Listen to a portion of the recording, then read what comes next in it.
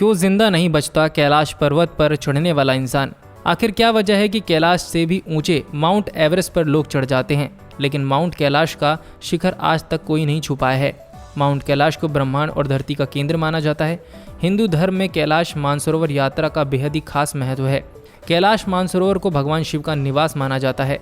इसके अलावा कैलाश पर्वत दुनिया का सबसे अद्भुत पर्वत माना जाता है। बता दें, कैलाश पर्वत मानसरोवर यात्रा पर कई सभी श्रद्धालु दूर से ही कैलाश पर्वत को चरण चूमते हैं। दुनिया की सबसे ऊंची चोटी माउंट एवरेस्ट, जिसकी ऊंचाई 8,848 मीटर है, पर अब तक 7,000 से भी ज़्यादा लोग चढ़ाई कर चुके हैं।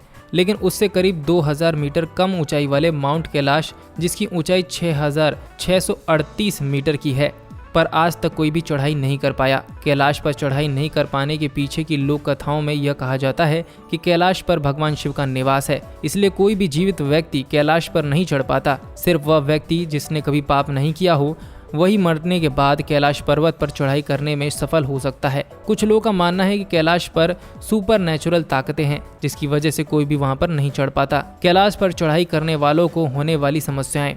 माउंट कैलाश पर चढ़ाई करने में असफलता के कारण ढूंढने से पहले जो पर्वतारोही यहाँ चढ़ाई करने आए, उनके अनुभवों के आधार पर पता चलता है कि कैलाश की चढ़ाई काफ़ी मुश्किल भरी है। यहाँ का वातावरण एवरेस्ट की तुलना में काफ़ी मुश्किल भरा है। जिन व्यक्तियों ने जबरदस्ती चढ़ाई करने का प्रयास किया, या तो उनसे संपर्क टूट गया या फिर उनकी मृत्यु हो गई। कैलाश पर्वत पर चढ़ाई करने वाले लोगों को काफ़ी दिशा भ्रम हुए।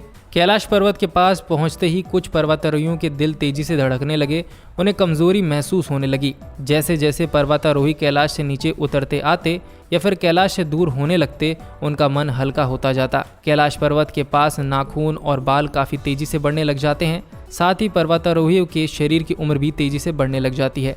माउंट एवरेस्ट की ढलान 40 डिग्री से 60 डिग्री तक की है, जबकि माउंट कैलाश की ढलान 65 डिग्री की है। इस वजह से यह एकदम सीधी तनी हुई चढ़ाई है। 1999 में रूसी वैज्ञानिकों का एक समूह लगभग 1 महीने तक कैलाश के नीचे रहा और उन्होंने इसके आकार के बारे में शोध भी किया। वैज्ञानिकों का मानना है कि किसी भी आम पहाड़ की तरह कैलाश 3 कोनों वाला नहीं, बल्कि चौकोर एक पिरामिड जैसा है। इसके चारों मुख 4 दिशाओं में फैले हुए हैं, जो बर्फ से ढके हुए हैं। इसलिए माउंट कैलाश को शिव पिरामिड भी कहा जाता है। वैज्ञानिकों ने संभावना व्यक्त करते हुए कहा कि इस पिरामिड का निर्माण किसी सुपर नेचुरल शक्ति द्वारा किया गया है। रूसी पर्वतारोही सर्गे सिस्टियाकोव ने बताया कि जैसे ही मैं और मेरी टीम कैलाश पर चढ़ने का प्रयास करने लगती है, हमारे पूरे शरीर में जकड़न और ऐंठन शुरू हो जाती।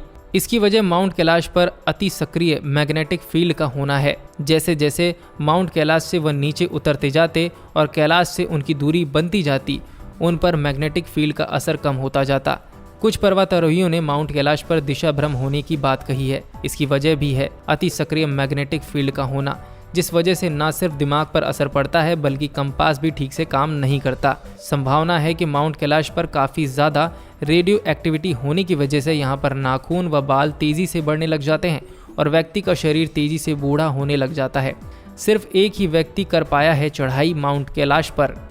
तिब्बती और दुनिया के तमाम देशों के लोग पवित्र स्थान मानते हैं कैलाश पर्वत को।